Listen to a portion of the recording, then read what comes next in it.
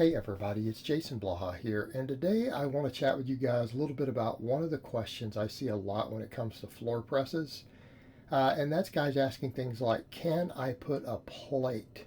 Can I roll up a towel? Can I roll something up to get a better range of motion on the floor press because it's 4 or 5 inches above my chest? And my answer to those people is no, it's not necessary to do that.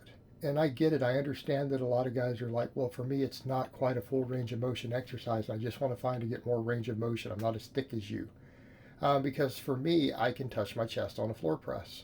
A lot of times, depending on how I set up, it might be an inch off the chest, but I touch my chest. But I think what people forget is that when you start trying to tinker with something like this, it is a very, very effective tool. It really and truly is overthinking and overcomplicating something that already works amazingly well the way it is. And I know guys who don't have the rib cage that I have. I know at least one guy right now watches my videos on my friends list, known him for years, who is over a 400-pound raw bencher. He isn't as thick as me due to the rib cage. He doesn't quite have my bone structure, but he's over a 400-pound bencher. He does a ton of floor pressing. He's a big fan of the floor press, but he can't touch his chest. Right, the bar's still at least 3 inches above his chest, yet the floor press builds his pecs, and it's one of the tools that he uses to have a bench over 400 pounds. So what does that tell you? It tells you it's fine. Use it as is. Like if you really want to manipulate anything, use different bars. Try messing with change, because at the end of the day, this is an exercise that is a time-proven powerlifting and athletic exercise. I mean, we see DeFranco coaching his guys on it, getting ready for the NFL combine. See tons of powerlifters who use it.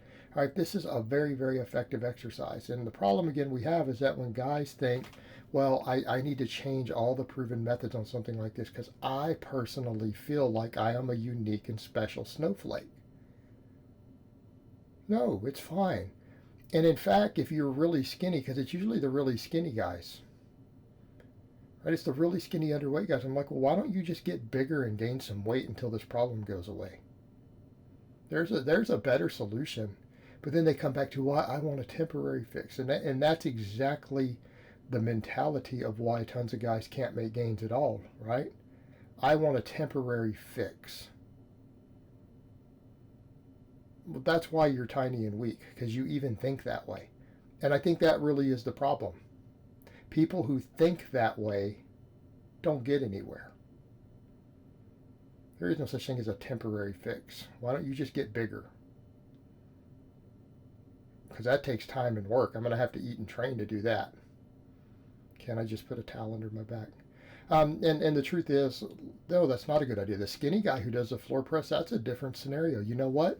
You guys don't think I have skinny clients who do the floor press? I don't let my really skinny, and when I say skinny, I mean underweight guys. I'm talking really skinny teenagers. I mean my eating disorder recovery people. You know, I don't let them bench press. I make them floor press. Do you know why?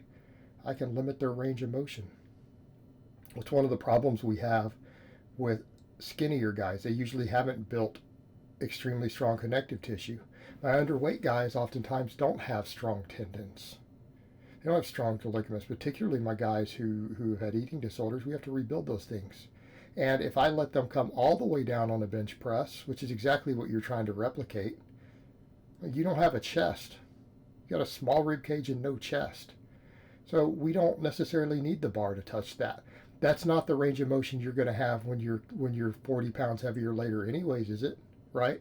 So why do you want to replicate it now? Why do you want to get a range of motion that's not going to be there when you're bigger? There's no point. There's no need, especially not on our big movements. We do lighter dumbbell work to get a stretch. And we can put that into a safe position. So I don't even have those guys bench press because I found that sometimes it hurts their sternum. They pull things too far. I have them floor press so that I can intentionally limit the bar from the last couple of inches of range of motion. And you know what? They all get stronger. They all get bigger. Without putting a towel under their back, without putting a plate under their back, without creating a more unstable surface, because that is the beauty of the floor press. You have a really hard, flat surface that you're forced against. You have a terminal range of motion to where when your elbows touch the floor, that's as deep as you're going. Okay? It forces you to stay tighter. Right? The floor press, because if your pecs don't stay tight, it hurts. If you don't maintain eccentric control at the very bottom and you don't learn to stay tight, and how do we stay tight? Well, our pecs, in order to stay tight, we have to go into scapular retraction, don't we?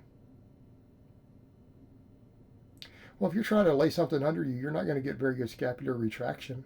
In fact, you're going to tend to try to lay your lats on it. Your traps are what's touching the floor. You're driving through the traps.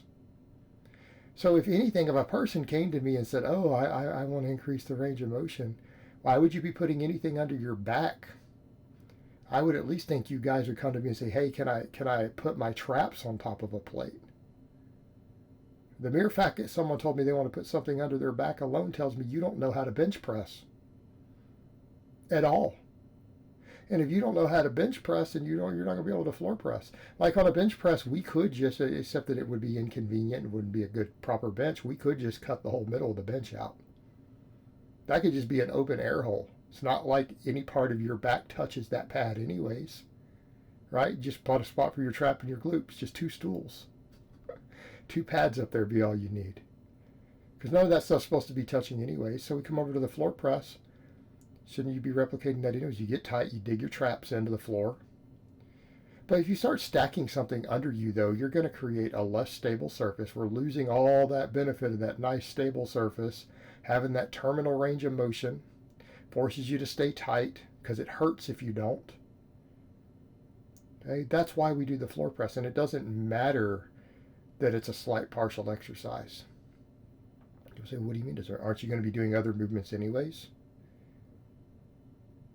Aren't you going to be doing some sort of overhead press or dips or something else anyways?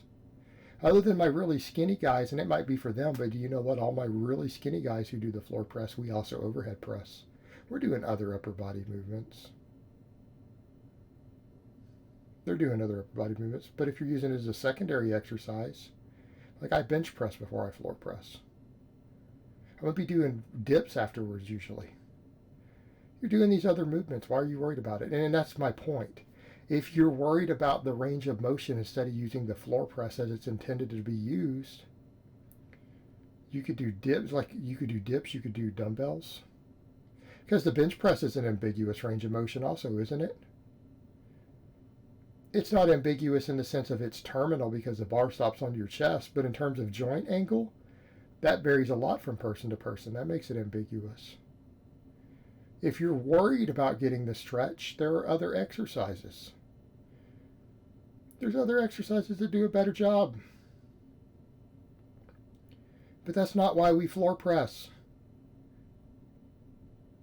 We floor press to learn to have a terminal hard stop that if you hit it hard and you get loose, it's painful, you lose your position, right? And that is already true. If you start trying to lay on top of something else to stack yourself up, you're going to create a more unstable surface on an exercise in which the primary benefit is that if you lose your tightness, the exercise gets catawampus or it hurts.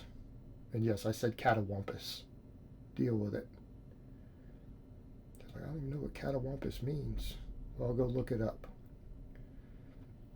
So the issue you have is that you're going to create a more unstable surface. And there's no benefit. There's no reason. I have never seen a skinny guy fail to make chest gains by getting really strong on the floor press and progressing on it just because he couldn't touch his chest.